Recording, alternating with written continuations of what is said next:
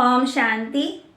1/1/2023 के महावाक्य बाबा कहते नए साल की बहुत बहुत मुबारक हो। नया साल आपके लिए खुशियाँ भरा हो।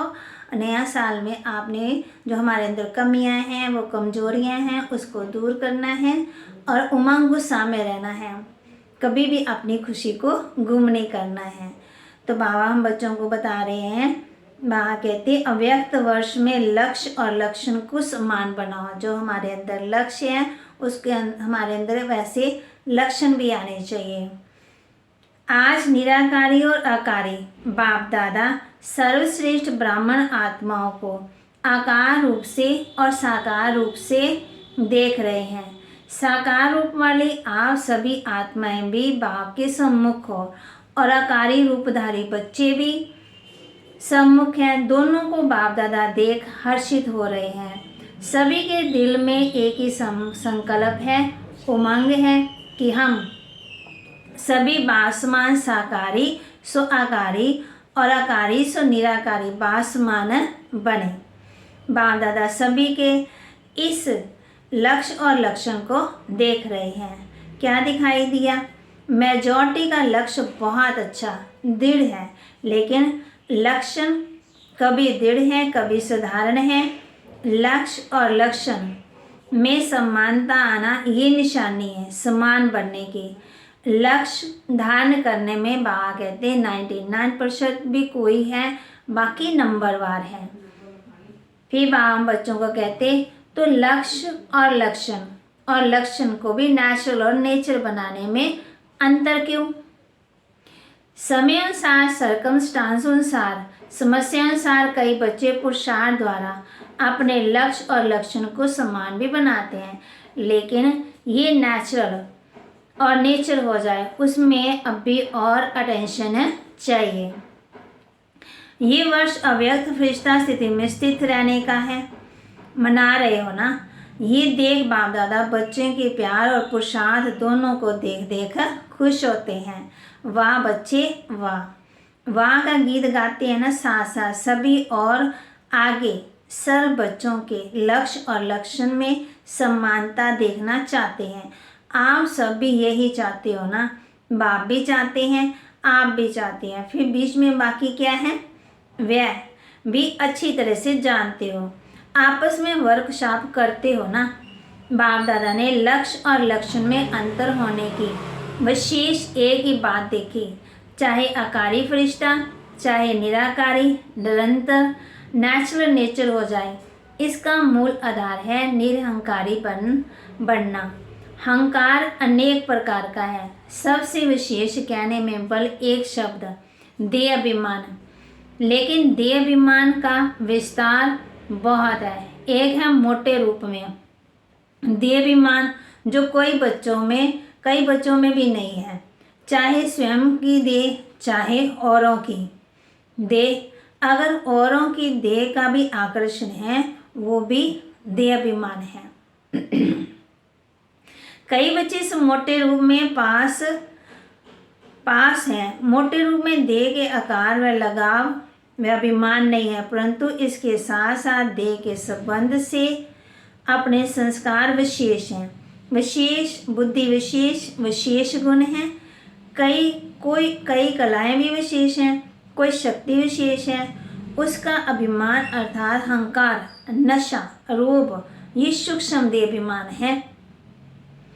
अगर इन सूक्ष्म अभिमान में भी कोई भी अभिमान है तो ना आकारी फरिश्ता नेचुरल निरंतर बन सकते, ना ही निराकारी बन सकते हैं, क्योंकि आकारी फरिश्ते में भी देह मान नहीं, डबल लाइट है। देह अहंकार निराकारी बनने नहीं देगा। सभी ने इस वर्ष अटेंशन अच्छा रखा है, उमंग सा भी है, चाहना भी बहुत अच्छी है, चाहते भी हैं, लेकिन आगे और अटेंशन प्लीज चेक करो। किसी भी प्रकार का अभिमान व अहंकार नेचुरल रूप में पुरुषार्थ रूप में तो नहीं बना देता। कोई भी सूक्ष्म अभिमान अंश रूप में रहा हुआ तो नहीं है, जो समय अनुसार और कहाँ सेवा अनुसार भी इमर्ज हो जाता है, क्योंकि अंश मात्र ही समय पर धोखा देने वाला है।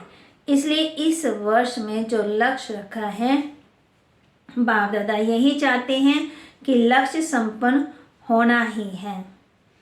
चलते चलते कोई विशेष रूप में उस दिन उस समय कोई भूल भी नहीं करते, लेकिन कभी कभी ये अनुभव करते हो ना कि आज वह अभी नामालूम क्या है, जो जैसी खुशी होनी चाहिए वैसी नहीं है। नामालूम आज अकेलापन व निराशा व व्यर्थ संकल्पों का अचानक तूफान क्यों आ रहा है।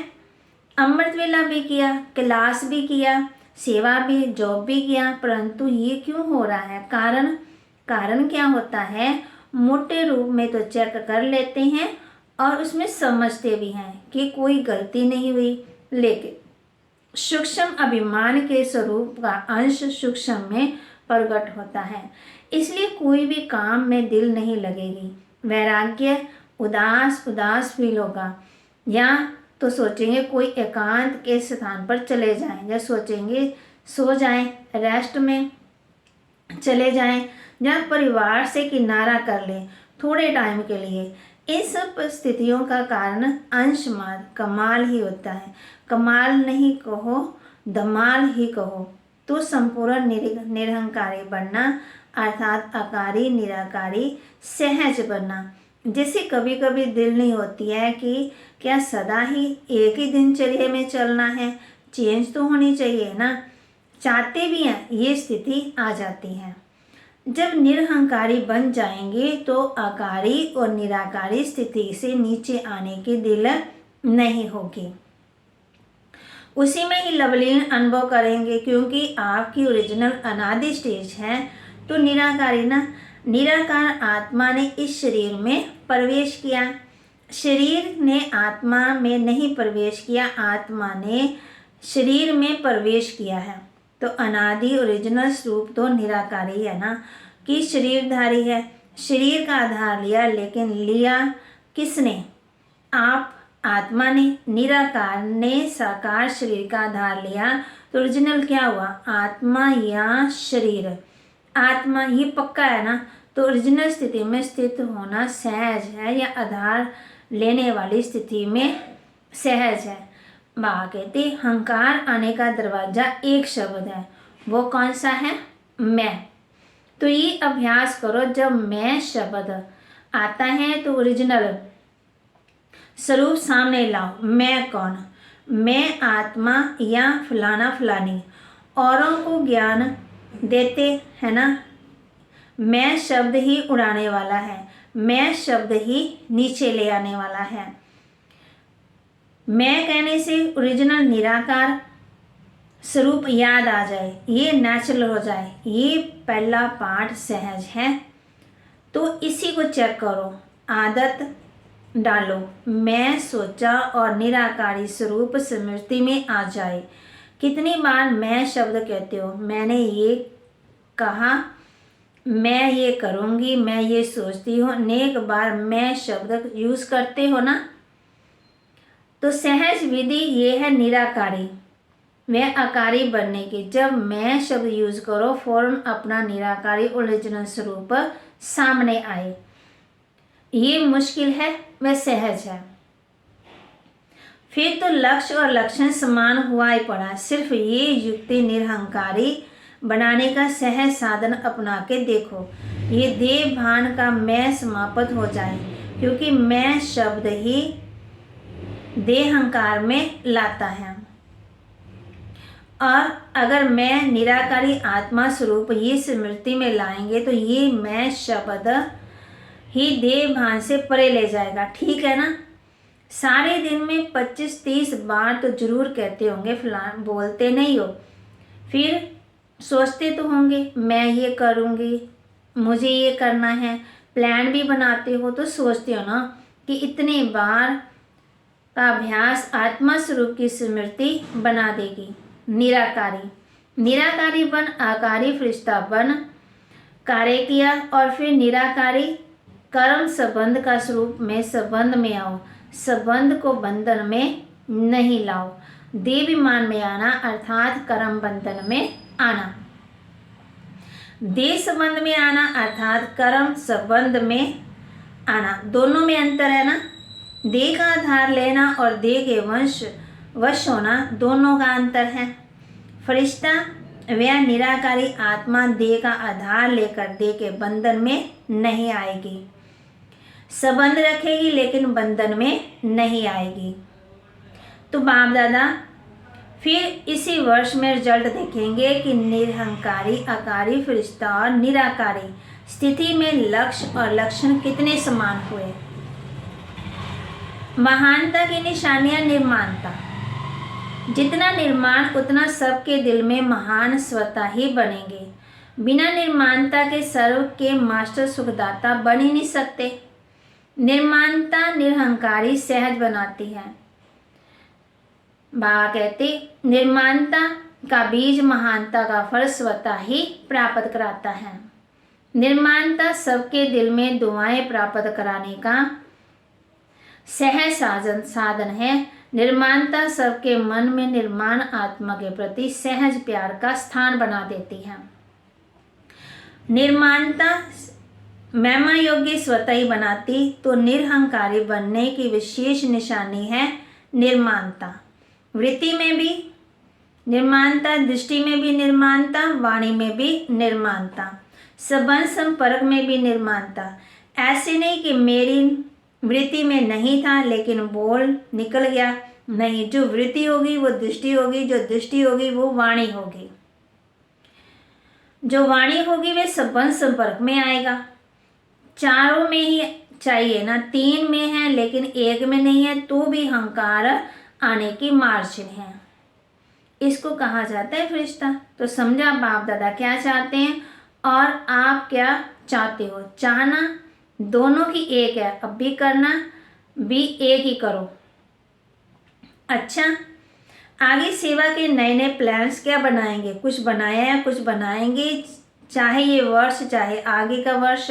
जैसे और प्लान सोचते हो ना, भाषण भी करेंगे, संबंध संपर्क भी बढ़ाएंगे, बड़े प्रोग्राम भी करेंगे, छोटे प्रोग्राम भी करेंगे, ये तो सोचते ही हो। लेकिन वर्तमान समय गति अनुसार अब भी सेवा की फास्ट गति चाहिए। वो कैसे होगी।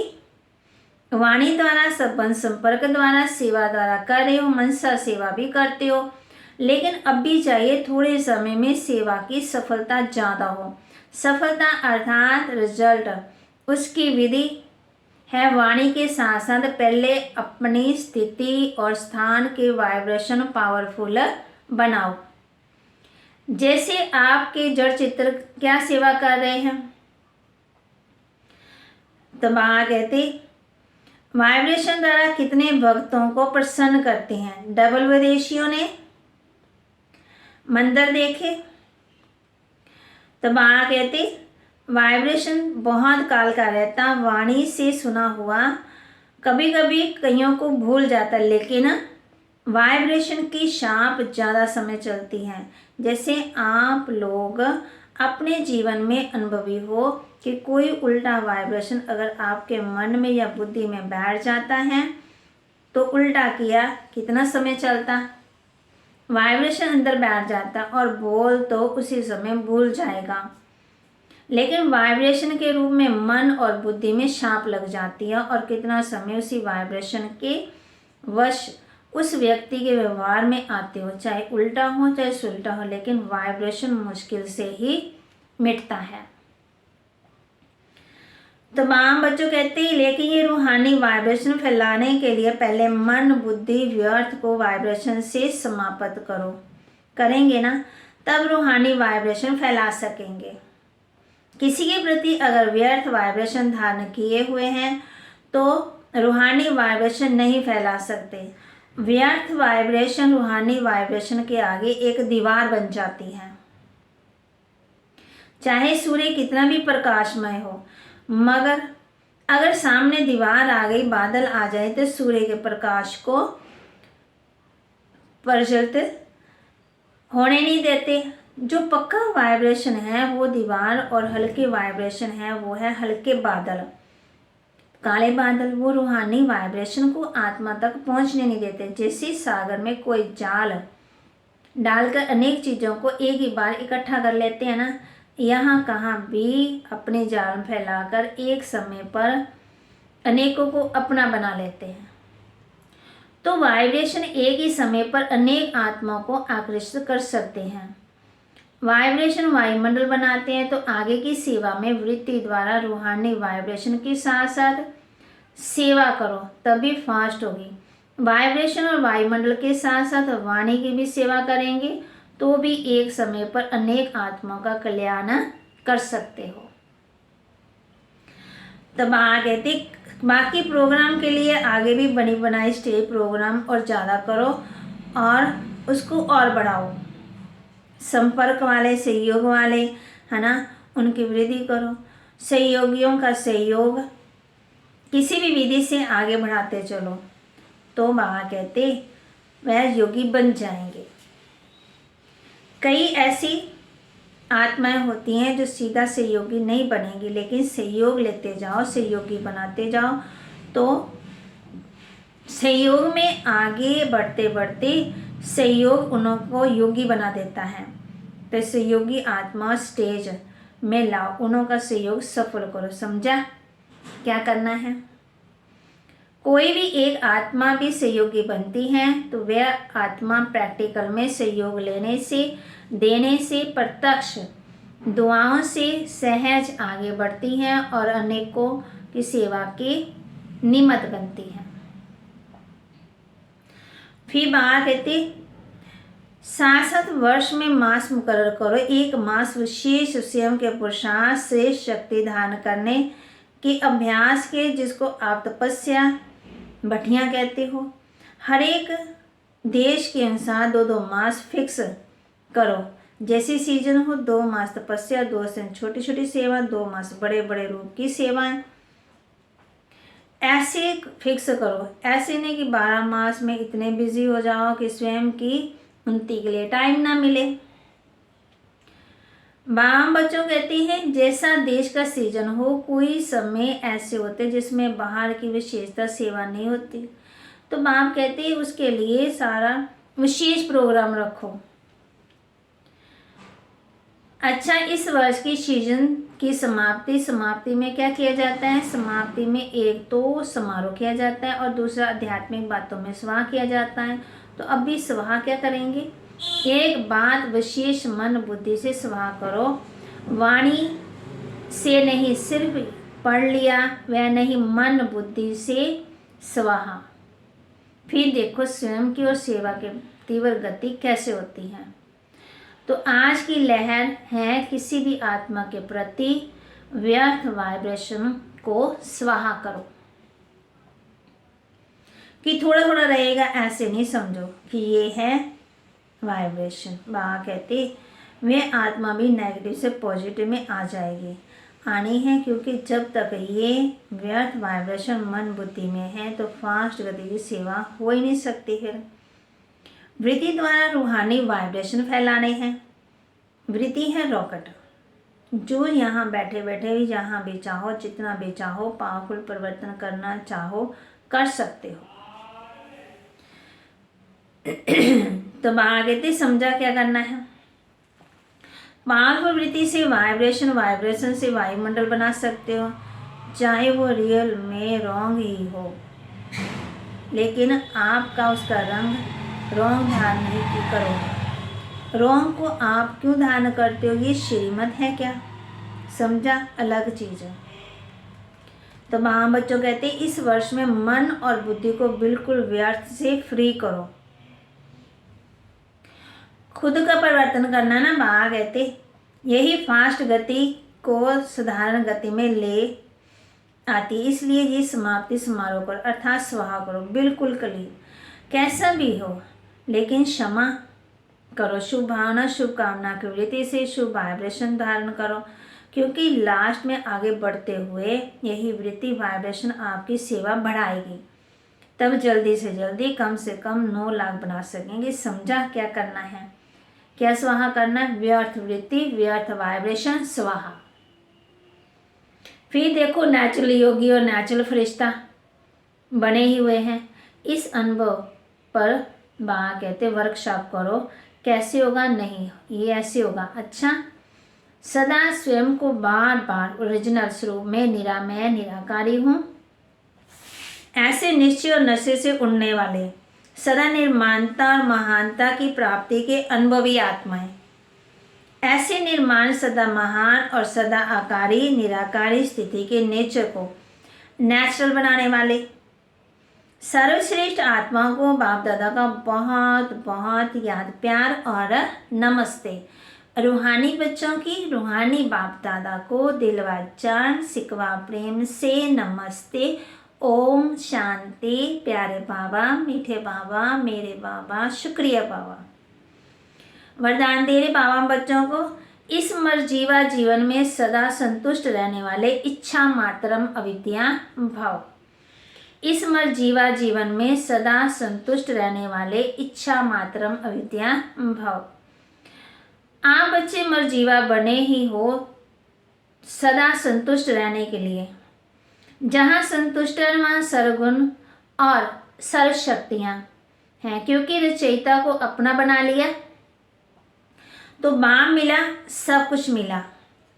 सर्व इच्छा इकट्ठी करो, उनसे भी पदम गुना यादा मिला। उसके आगे इच्छाएं ऐसी हैं जैसे सूर्य के आगे दीपक।